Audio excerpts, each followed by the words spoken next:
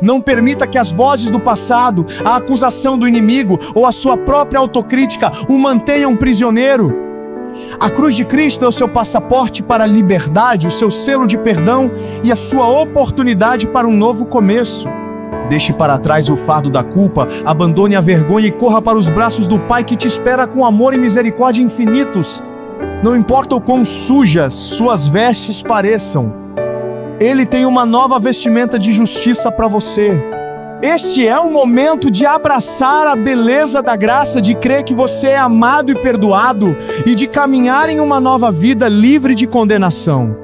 O poder de Deus está disponível para te restaurar e te capacitar para viver uma vida plena e com propósito a partir de hoje.